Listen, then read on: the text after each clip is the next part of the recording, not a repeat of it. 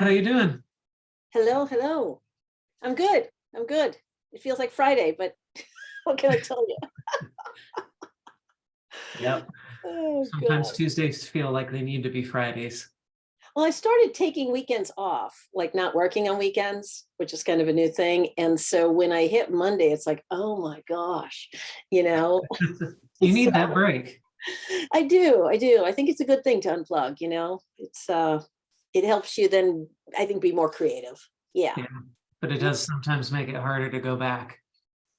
Well, you pay the price, like they said, when you go on vacation and the vacation. So when you take a weekend off, it's like, oh, yeah, no, it's good. It's good. It's getting a mojo, you know. So, Yeah. Yeah. yeah. Well, what can we help you with today? How's the book journey going? You talking to me or do you want to, Yeah, to you. How's the book oh, journey me. going for you, dude? Well, there's a lot going on here and I'm trying to, the name is not on the tip of my tongue, but he is doing an event like we had talked about on LinkedIn Mm-hmm. for the book. It was kind of like a book club thing. And so that's what I'm leaning towards. And I'm actually speaking to a video person tomorrow, working with her on my video strategy, because I think doing like a book club kind of event to get people interested in the book is going to help kind of revive it.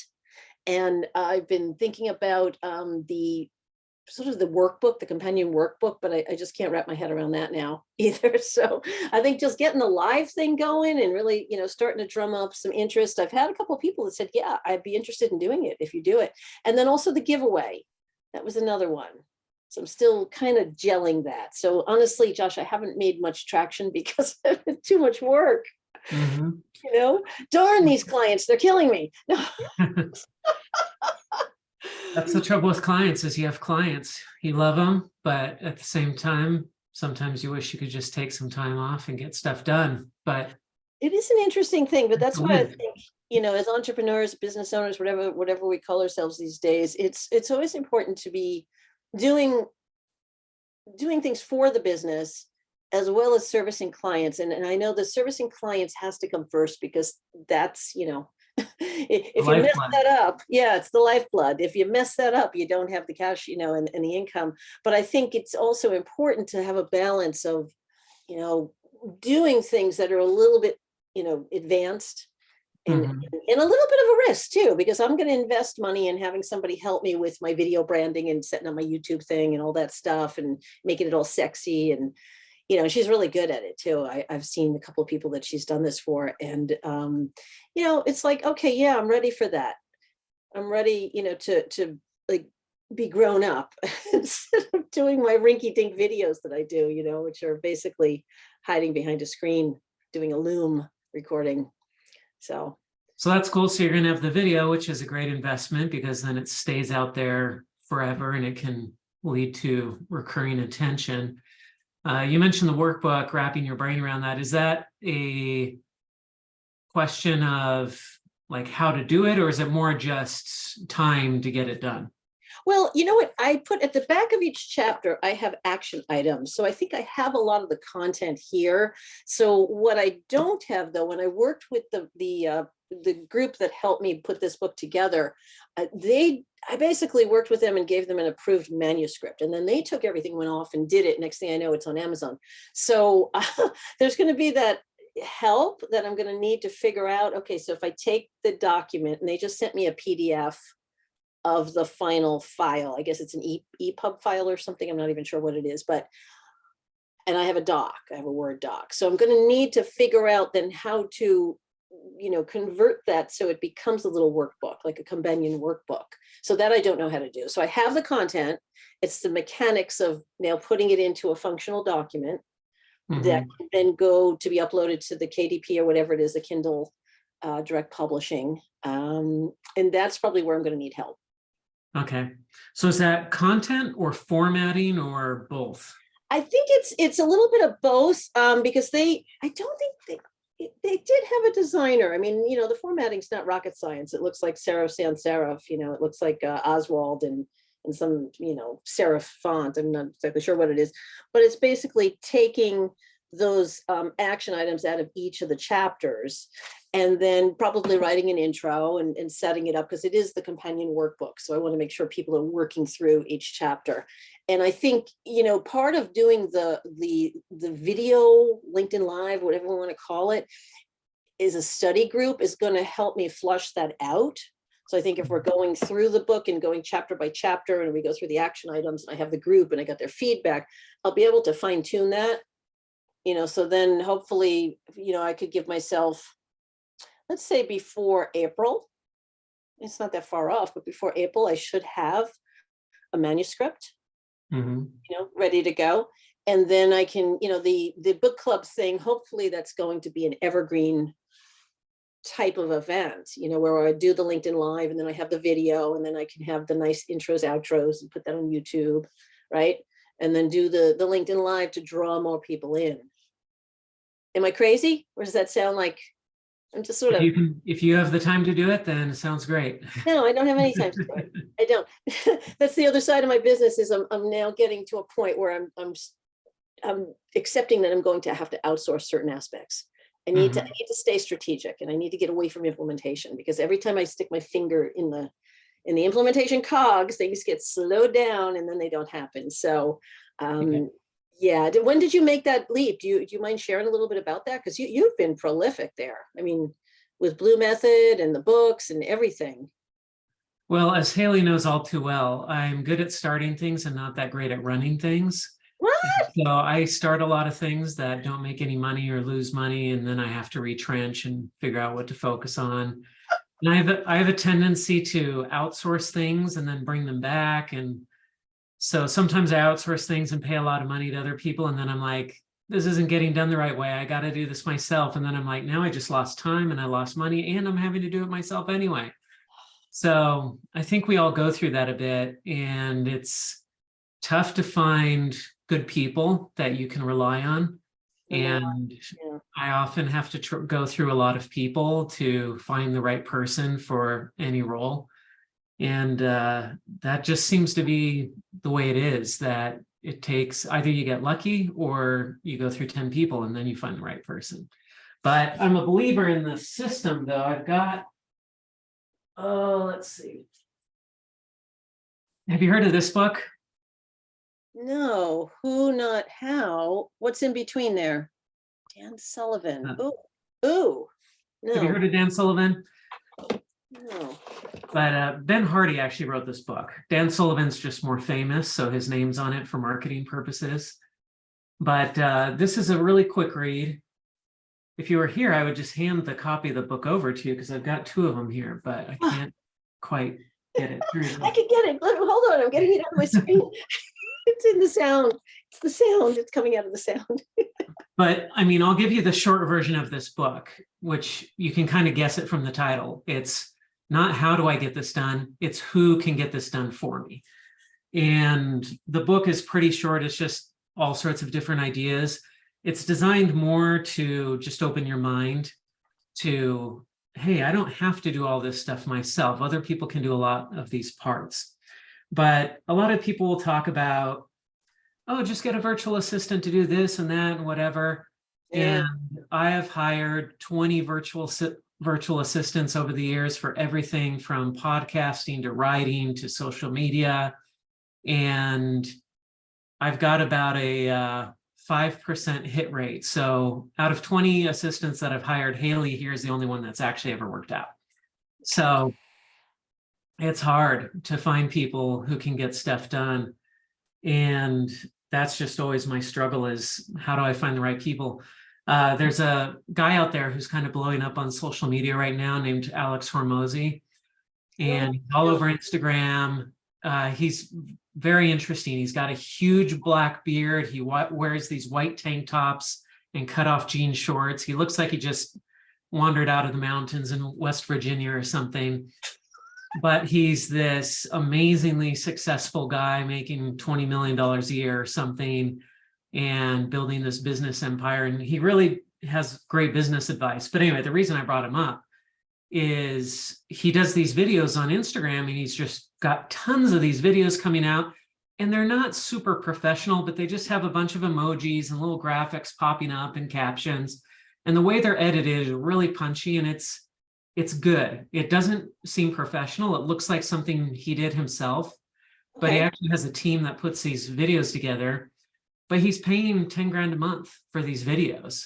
So it's He's like, paying someone to 10 grand a month to do the videos? yeah, he's paying a team of guys to do these videos, and they don't look like much, but you realize these things are coming out almost every single day, and somebody has to go through all of his content and figure out what's good and cut out the 30 seconds here and the 60 seconds there. So it is a lot of work, but it's more the strategy behind it, knowing what to choose, what to include, what not to include, how to edit it just the right way, to be That's fast and punchy and everything. So that's the other side of it is, yeah, if you have a ton of money, then you can burn through a lot of money, or burn through a lot of people, burn through a lot of money, and you can figure stuff out faster. But for most of us, we don't have 10 grand to burn on videos every month. So, or if we did, I don't know if I'd burn it on videos, right? right. I'd probably So mix it up a little bit. Yeah. it's a Yeah. challenge to figure out, how do I find people who are affordable, but who can get stuff done the right way? And how do I keep those people on board and happy and everything? So it's definitely a challenge. Devil's in the details. I got to tell you, I've gone through a couple of VAs now, and this one, I was very excited, and the work, was like, wow, you do all this stuff. I like how you market yourself. Twice they misspelled my name, twice, and it's like, oh my gosh, if that's the detail that you miss, your client's name, Judy with a Y, it's like that to me is just inexcusable. It's just that you're not paying attention to details. Everyone has like a nuance. So that's been my challenge, is really being able to not have to go over people's work. If I got Yeah. to check it to make sure that you haven't, I mean, imagine misspelling one of my clients' names. That would be like, that's a deal breaker.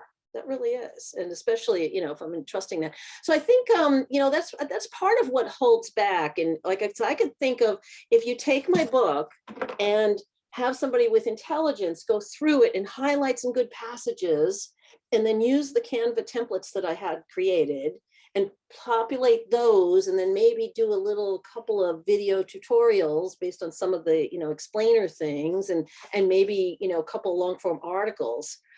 My gosh, imagine if that could get done. But I haven't found anyone that has that level of understanding of the subject matter to be able to then take it and run with it. Would I Hmm. pay for it? Absolutely. It's not even a matter of how much. If you could do that and take that off my plate, that would free me up to do so much other stuff. So that's where I think, as an author, first it's the concept, and it's like getting the concept out of your head into something tangible, and then actually publishing it. That's like a major, I think I likened that to, wasn't exactly like when I gave birth to my daughter, but it was pretty close. The feeling like when you had it done and it's in your hand. I mean, that's like, oh, this is mine, it's real. And then it's like, okay, so now what do I do with it? Now that I have this book, and that's where, especially during COVID, this came out in 21, and it was still a little COVID stuff going on. And so I've only had one book signing. So then it's like, how do you get it out? And yeah, you could do the, the Zoom things, whatever. But there's nothing like having, some in-person event, especially when you live outside of New York City. It's like, how could you not? And then it's like, okay, so it's a year old. So how do I reinvigorate it? Because so far the content is evergreen, or the concepts, like your book. The Mhm. concepts are evergreen. So how do you then take that and reinvigorate some energy? And that's why I was thinking, like the study group, the LinkedIn Live, or some live, platform, StreamYard or something like that, going through whatever, Facebook, YouTube, and getting people excited about it, to actually take the concepts in the book. Like if you did yours, you did a great series of emails. You were doing those emails, I think, before you did your book.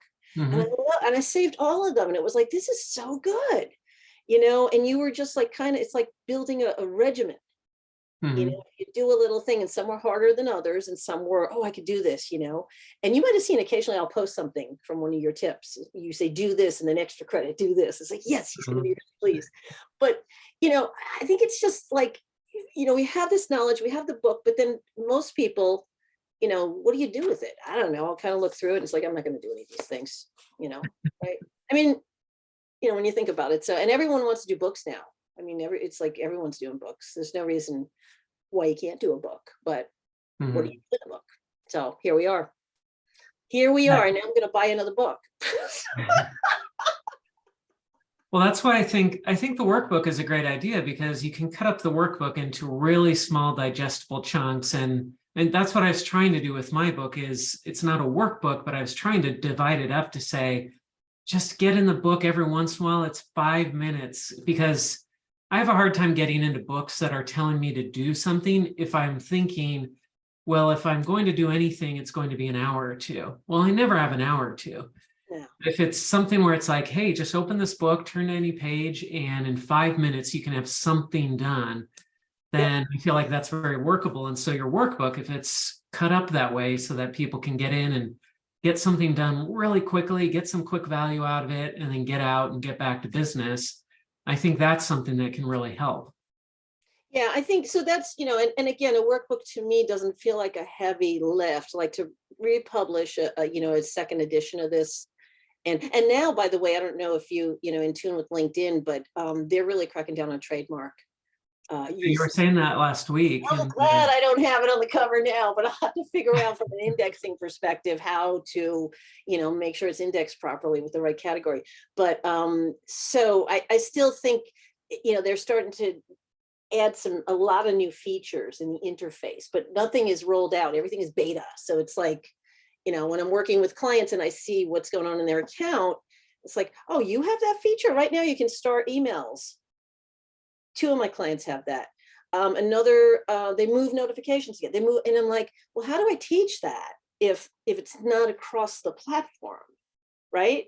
And that's the challenge of working with a medium that, you know, you're very specific to that particular, you know, platform or tool or whatever it is. So, you know, you just kind of go with it. It gives you a chance to update it. But I'm excited. I think, Josh, by you having these things, you know, these master classes and having the discussion, now it's recorded, so it's out there in the Ethernet. So now I'm committed to it. So then it's going to be like, oh, I right. heard you were doing this, you know, and it's just a matter of really just putting some dates down and just doing it. I mean, how hard could it be? Well, let's put some dates down. Oh, crap. All right, let me get the calendar out here. Oh, and by the way, as another good thing, I'm in the process, I'm in the staging version of my new website. So Oh, it's cool. a full refresh on it. Yeah, I had gotten scolded by a coach who told me, you gotta fix your website, it's awful. What's your website URL? Do you want to see the new one or do you want to see the old one? Um, It's my name. If you spell it correctly, it's JUDIHAYS, judyhayes.com. Mm-hmm. And So is this the old one? that's the old one. Yeah, I have the new ones right here in front of me. Okay.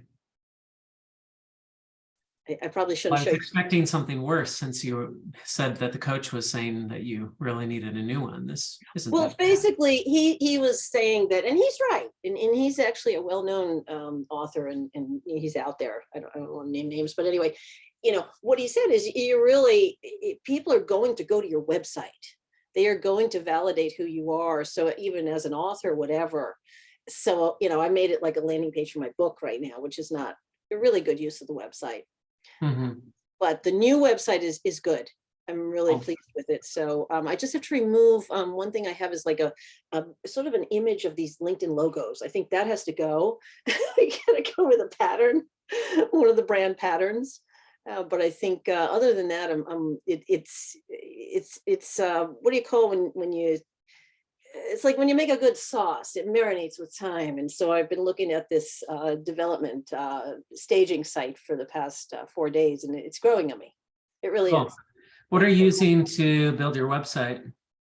This is, I'm working with a web developer, and she uses a Beaver Builder with, Okay. I heard of I'm that. on WordPress, and I'm on the Genesis. I mean, this is getting a little bit beyond my understanding, but I have the Genesis framework and I have some kind of theme, but she's using Beaver Builder to move the blocks around. So it's kind Okay. of a modular, hopefully it's going to be easy to work with. Yeah. Well, WordPress is powers like 60% of all the websites out there or something. So Yeah, WordPress is great. I've actually been using Squarespace lately, and I've been pleasantly surprised with how good it is. really. Yeah, because website builders used to not be very good. They'd Yeah, produce ugly websites. They were clunky. It was hard to edit stuff. You'd move something and it would mess everything up. And Squarespace, they just did a new release a couple of months ago. But even before that, I was really pleased with it. Now it's just like, even I have a marketing agency and they can build me WordPress websites, and I'm still using Squarespace on my own because it's easier for me to go build a website on Squarespace really. just for Okay. me to ask them to build one for me and then manage the one that they built for me. And so I've been there. I mean, there's some things I can't do with Squarespace. I can't really develop complex, custom, interactive type things, but there's so much I can do with it so easily. And I feel like it looks great. So I I gotta really check that happy out. with Squarespace. And then I don't have to pay somebody, and I don't have, even more important than having to pay somebody, I don't have to call somebody to get stuff done. I can just get it done. Yeah, there's something to be said for that. And one of the things that why I went with WordPress, I think I just had the feeling that I owned the asset and WordPress was simply a host.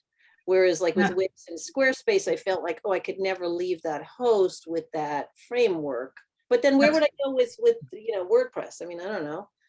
yeah, that's true. I mean, the difference with WordPress is you can take your WordPress website and you can host it anywhere.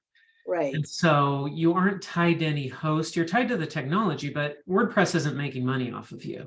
right. So you are more free with WordPress. At the same time, if you build something on Squarespace, you can take the content with you. I mean, you can export the content. You just can't really, there's nothing to export in terms of design. Right. Somebody could copy the design and build it in WordPress, make it look exactly the same.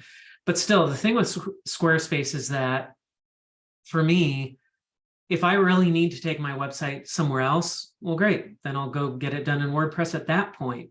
Yeah. But as long as I'm happy with Squarespace, then I'm fine. Wix, I can't remember why I don't like Wix. There was something that happened or something I learned. I was like, okay, I'm never using Wix. And I can't remember what it was. But Squarespace, I feel like just blows away Wix too in functionality. And so Squarespace, I feel like it's great. I don't feel like I'm trapped, and I don't feel like I could be trapped.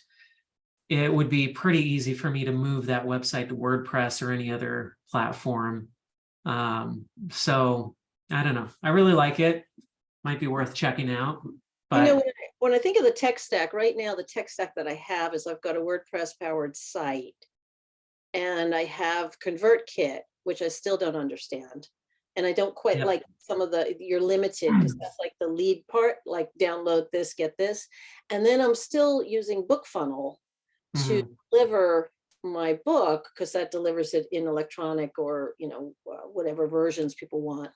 And so I don't know, that's a lot of layers there. Yeah, I use ConvertKit too, and it's not directly integrated into Squarespace. I wish they just had a connection, and then I could build forms in Squarespace and Yeah. just say connect it to ConvertKit.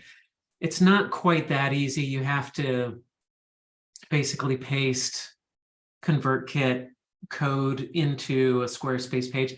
I mean, it's not complicated, but it's not just drag and drop This either. man that says code, once you mention the word code, it's like, Right. uh, So it's not 100% straightforward, and sometimes it can be a little bit of a pain to get it. It's more the formatting that's hard. I'll paste it in. I'm like, well, that doesn't look right. Now, how do I get it to look right? And then 2 hours later, I'm like, all I want to do is for this form to look right, and I can't figure this out. Even though it works, it just doesn't look the way I want it to work. But it's not too bad. BookFunnel, I have no idea how that would work with Squarespace. I'm sure it it's not doesn't. directly integrated because they don't have that many integrations, but Can't get it into WordPress, can't, yeah, all it does is it'll give you you can export the email addresses and then you can upload them to ConvertKit if that's how you're doing your email outreach. Well, there's yeah. another tool that I've been looking at and I've seen two LinkedIn trainer, consultants, coaches, whatever you want to call them, using it. It's called scoreapp.com. And it's interesting because they have where you, the user, goes through this score, and not score, but a series of questions. And it's asking you questions based on a couple of categories that you set up. So I thought modularly, I've got the 3 buckets here, right? Mhm. These 3. So I thought it's kind of a fun tool. And then it gives you a score. And then the landing page, actually, you can put your book or whatever. I just thought that's kind of an interesting way of, bringing, especially for a how-to book, something like that, is kind of bringing your buyer, potential buyer, into the process, so they're invested in it. And then, once they get the score, if they're not going to get a whatever perfect score, then they can see, okay, here's where it can help you, and it gives you some more detail. Have you seen it? It's called scoreapp.com. I haven't seen it before. I'm looking at it right now, but yeah, it looks like it's just a very simple kind of quiz survey type of tool. Leads you through a couple of questions, and then you get a score. And so I can see how that would be easily applicable, because then you just say, take this 5-question test to see how you're doing on XYZ. And then people get to the end and get their score, and then you can give them options, I assume, right? Yeah, I mean, it was just really nice. And I'm trying to think of who the heck were the 2 people. I know I can't even remember. I saw so many things yesterday that I was like, okay, stop looking, start doing. But yeah, it seemed like it was pretty easy. It wasn't a big, the pricing on this thing wasn't that bad. It was $39 a month. Well, again, it's like, all right, there's that $10,000 a month going out in these, your tech stack. Have you looked at your tech stack lately? Yeah, it just keeps adding up. You're like, oh, I'll just add this $10 thing here, $20 here, $30 here, and then you're spending $1,000 a month. And you're $1,000 a like, month, yeah. ah. But to me, I like, what I like about it is the interactivity, because I think when you, I come from direct mail advertising, that was my background in ad agencies.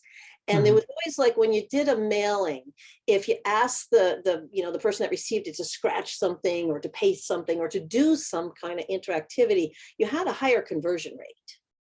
So there was something about just that act of doing something increases your conversion. So it's almost like you get a little buy-in, because now they got some time invested.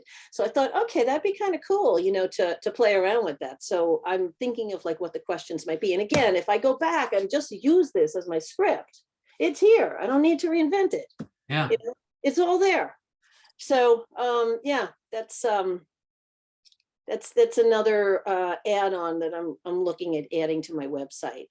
But at this point, I need to give feedback. I will show it to you. I just don't want you to put it on the screen because it's not approved yet. But if I put it in the chat, will you see it? Yep, I'll see it. Okay. So here you go. Yeah. So this is the dev, the staging Cool. page. Yeah. Now, do I look like that picture? Sort of. Sort of, yeah. Okay. Different lighting. You got the leather jacket on and everything, so hair's a little different, but that was professionally done. And it was funny because in the photographer's office, they said, why don't you put on this jacket? It was one of these 11, studio assistants. It's like, okay. And the jacket, it was like that. It was it. It was fabulous. Yeah. And then I went outside and did that other shot. But tell me what you think about it. Yeah, I mean, this is divided up nicer. The other website is kind of a lot of stuff on one page, it feels like, or one big section. Whereas this, with the dark bands, it divides it up and makes it more consumable. So I agree. This is better. I got that triple E method, baby. We all need a method, right? Like, that's your thing. Everybody needs a thing. Yes, and you will see my name misspelled somewhere on here, so it's just yeah. Anyway. No, I mean, it looks good. So okay, well, good. So this is about to go live, I'd say, in about a week or so. But yeah, and I think that's the other part, is like when you're doing a book, right? My idea for the book was really not so much to make money selling the book, which is possible. Anything is possible, but it was more or less as a tool to actually give something tangible and to open doors and maybe get opportunities to speak and do other things. So it kind of goes with your whole package, I invested in having my brand done. So I had the logo done. That was a big investment 2 years ago as I was doing the book. And then, doing the website now, that's another investment, right? But all in all, it's like you look more professional, I think, when you do these things. Because when I tried to, not have these things, it was almost like, a little too bootstrapped. So it just looks a little bit more polished that way. So, but the hardest thing is to work on yourself, your own work. It is. Can you relate? I mean, seriously? That's why my workbook's not done. I've been working on my workbook for 2 years and it's just sitting there at 90% done. Wait, is it the one that you shared or is it the one from your It's mastery? the one that I shared, the published author workbook. So yeah, that's it's been a tough one to finish. So what is holding you back from finishing it? It's just the time thing. Every time I think about working on it, I'm like, oh, I need to just dive in and get a couple hours done. And then I'm like, I need to change my mentality to, I need to just dive in and get 10 minutes done. And so it's completely a mental block against diving in because I feel like I'm going to get sucked in and that I don't have time for it, but I just need to do it. Well, this is what I have learned. I've got a couple of these projects and they're on my tasks, they just keep moving forward. And it's like, I have all these pending tasks. It's like, oh gosh, but I'm learning about the Pomodoro and the idea of just setting an alarm. And so I said, okay, I've got to finish this year-end report that is now due Friday. I had like so much time and now it's actually due Friday. And so I said, okay, I can do an hour. Because if I just go in and say, okay, I'm going to work on the report, I will do everything else but the report. But if I say I'm going to do just an hour and I'm going to stop after that. And if I'm really into it, I want to extend it another hour. Okay. But at least I've only committed to the hour. So, maybe we could be study buddies. I can get that year-end report done and you can get your workbook. Because just think what a wonderful, it'll clear your head so you can work on some other stuff. Oh yeah, for sure. I mean, this is like work debt, right? It's like I'm in debt because I need to get this thing done and it's just hanging on my shoulders. But yeah, one of the thoughts I've had is I've thought about taking these meetings and doing an occasional just working session where I say, we'll answer questions, but we're just going to sit and work on something for the hour. And then if you have a question, you can just raise your hand and say, hey, I've got a quick question. But maybe we just all show up and our heads are down and we're just working on our books and we just mark it out and say, okay, this is going to be time to work on the book. And then I could be working on the workbook during that time. It's your lab. I would call it a lab session. Yeah. So I might do that. I love that, Josh. I love that because I could see, okay, I know I'm going to do this. And yes, this is what I'll be prepared, and then maybe at the end we can all share, what does it feel like to actually have accomplished something? Yeah. Yeah, I'm part of a mastermind for writing for big publications. And I know how to I've already done this before. I've already gone into publications, but I joined the group just for the accountability factor, just to have a time every week that I have to show up for 2 hours. And during that time, I'm just typing away, I'm doing pitches. I'm not even listening to the mastermind. I'm just working on stuff. And I'm paying for it to have that level of accountability, and it's working. I'm getting stuff done. I just need to do the same thing for this too. And maybe I should just extend this to say, hey, we'll go for 2 hours every week and just show up when you want to show up and we'll get stuff done. Or even, depending on who shows up. I was going to say, I ordered somebody else's book. It was the last book you'd ever have to read or something. You know the one I'm talking about? I'm not sure. Hold on one second. Let me grab it.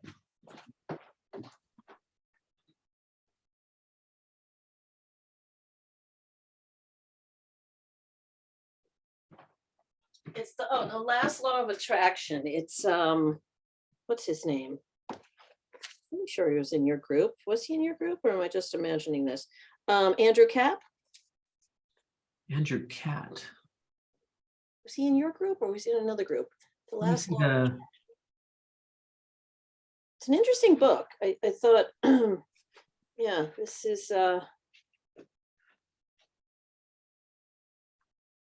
Now it's funny, somebody was asking, I answer these questions for expert panel thing, and they were saying, what do you do when you have a creative block? And I think my best answer is I take my dog for a walk. Uh-huh. There's something about that change of scenery, or take a shower. And it helps you detach, if you're blocked on something. It's like, I can't think of this. But yeah, I got a couple of books. I got this one. Mark Schaefer just came out with this one. Yeah, Mark's great. Yep. He's the one that told me my website sucks. And then my first coach, or maybe my second coach, Greg Severinsen, Built to Scale. So I'm going through this. I know Built to Sell, and I know, but that's a different author, Craig Severinsen. Yeah. I don't know if I know him, but Yeah, he's great. He's a funny guy. He really was with me in the beginning. Yes, I remember those people. And then what else was the one? This one, I highly recommend this one. I don't know if this guy, but no, look here, look, do you see this? Look at this. Do you see this? You sent me this. yeah. And this is what I've done with it. This is I what love the I've done. tabs. Oh yeah, I know Craig. Yeah, I know Craig. Yeah, he's a good guy. He just came out with his book. I was going to say, wait a second, I know that book, but wait a minute, because I've interviewed the guy who wrote Built to Sell, John Warlow. But yeah. I think I interviewed Craig for my podcast. I want to say, that's the trouble when you have over 100 people on your podcast. You start to forget some of the people that you had on your podcast. You're like, I know that person, but did I interview them or not? Or are you still doing your podcast? It's on pause right now. Okay. That's one of the things I'm trying to figure out from a cost standpoint. It was costing me about $400 an episode to produce it, and that just added up to too much. Okay. And so I'm trying to figure out how I can get that cost under like $100 or something. So get a sponsor, get some sponsors. Yeah, I've thought about that too. I've thought about doing it as a for-pay podcast because I have a lot of authors who come to me and want to be on it.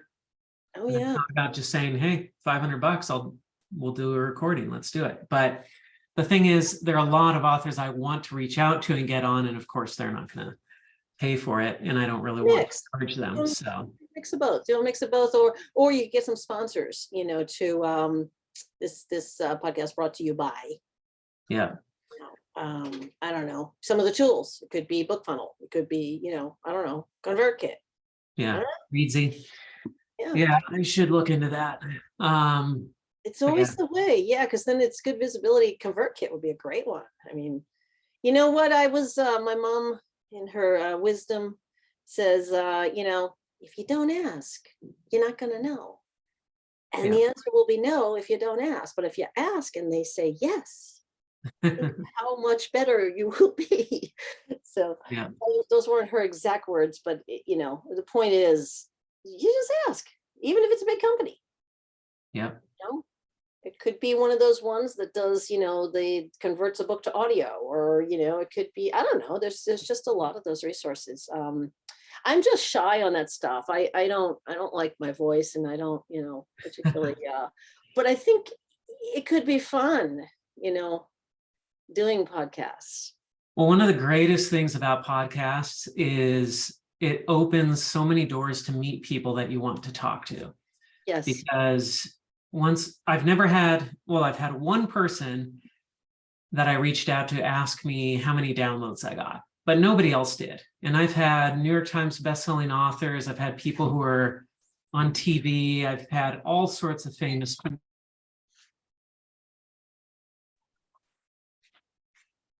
Did I just lose you? Oh, you went on. My dog just started barking, so I was dinner time. So it's for me, that's half the value of doing a podcast, is just being able to get the people on the show that I want on the show, that I want to ask my own questions to. And so, I'm able to reach out to my heroes, essentially, because I love reading books. And so I love to interview these authors, and to be able to get an hour with an author whose book I love and just talk to them and develop a relationship with them, for me, like that's worth something. I mean, that's really worth a lot more than the $400, but at the same time, I was doing 12 episodes a month, so it really added up. Oh man. And so it was like, you know what? I love talking to these people, but I've got to monetize this somehow if I'm going to spend $5,000 a month on podcast episodes. So, Well, if you want, for what it's worth, you didn't ask, but I'll tell you anyway.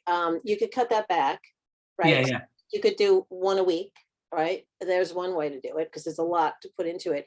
And the other thing is you could get some sponsors. I would think of, if you're talking to authors, think of all the services that authors might use. Yeah. And you could, seriously, you could have it such that the people that want to pay you to be on, that could be a sponsor opportunity. Mm-hmm. Then that will free up the time so you could get the authors that you really want that aren't going to pay. You could have it sponsored by, XYZ, whatever. Mm-hmm. Yeah.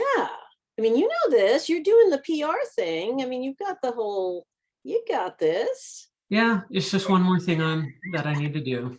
But time is one of those things. What I find is there's some people that amaze me that they are so busy, and it's like, and they're doing so, I don't know how they do it.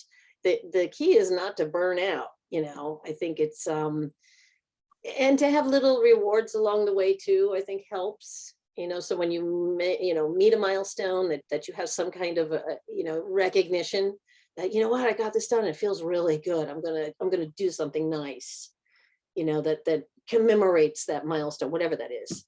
Mm-hmm. Sometimes it could be, I'm going to clean out my junk drawer or something because that feels good because I can find these things now. Yeah. Something silly like that, but it feels really good. Well, I'll tell you, one of the other things actually holding me back on the podcast is that the podcast was designed to be a marketing tool for this whole published author program and our services. But the lead funnel for published author is the workbook. That's the free giveaway. The workbook's totally free. And of course, I haven't finished the workbook. So then it's like, I want to do the podcast to promote the free workbook, but the workbook's not done. And so it really all comes back to that workbook. I need to get the workbook done because then I've got a tool I can give away for free for the next several years. And then I can do the podcast, I can do Google ads, I can do everything to promote. But until I get the workbook done, I don't have my giveaway. So that really is the bottleneck. So, but it's one of those things when I can tell you I have a couple of things that I'm not getting done. And when I start to really look at them, then I have to ask myself, do I really want to get it done? Maybe I just don't want to do it, and I'm going to just let that thing hang over me so I can, say that I can't do it. Because I do have a couple of those things that I have carried those tasks forward now for almost a year and a half. Yeah. And I do want to get this done. It feels really big. And I know there's so much stuff I need to put in it, but I just need to dive in. I think the idea of doing a working session here with these calls. And I'm up for it. I don't think I could do the 2 hours though, because I've got too much going on, but I could commit to it. I think I would just do 2 hours and say, hey, come and stay as long as you want. Ask as many questions as you want. I'll be working. But you can interrupt me and we'll answer any questions you have that come up. I think it's doable. I would say book it. Yeah. Okay. I'm gonna think seriously about that, and maybe next week we'll do it. Okay. Yeah, I got you on the calendar. I got you in. Yeah, and I think what would be interesting, and I don't know on your podcast, it'd be interesting to talk to some people that have gone through this process. Of the concept to the finished product, and then what? It's like. There's this whole big wake that comes up to getting the book published, but then what? So it's like there's two sides of that. It's almost like the peak, you get up to this, oh, I got it, yay. Now what? And there's something I was reading about, is really having your marketing plan in place way before you get the book published, because I could have done a better job in securing some of the testimonials and stuff like that. I didn't do it. It was just it didn't happen. So but doing like what you had suggested, coming up with another publication, like a sister publication or the workbook or something like that, I think that would help invigorate things. I really do. Yeah. Cool. Well, great. Well, Judy, you got anything else today that you want to share or talk about or questions? Let me think for a second here. No, I think this is really good. I do appreciate your generosity and accountability. And I think it's important to show up. So, you're on my calendar. All right. Well, I'm so glad you showed up and so glad that you're showing up every week. So this has been great. Oh, one other thing I was going to say, about this audience is I just left Twitter officially yesterday. Oh, yeah. I disabled my account. I said, I'm done. I had 5,600 followers or something like that. And I was getting a reach of like 23 or 6 or something like, it was like, why even bother? Mhm. The reach is so down. And then it had an offer. I could pay $11 a month, to apply for Blue, whatever it is. It's like, no, thank you. Yeah. So right now, I have decided to really put efforts into building the YouTube channel and having that as a way to, again, promote what I do as a consultant and also the book, and the tutorials and things like that. Until LinkedIn blows up and it's not a platform anymore, then I'll just, find something else after that. But that's what I was thinking, is really to start to, and I do have an Instagram, by the way, but it's mainly my dog's feed. There's now my dogs and sunsets here because I live on the water. It's not anything business. I don't want to put business in there. But what's that guy? Who is the guy that you were talking about? Alex? Yeah, Alex Hormozy, Hormozi. Just Hormozy on Instagram. He's great. He looks funny, but he's got great advice. Okay. All right. I'm willing to check it out. So that's all I got. Cool.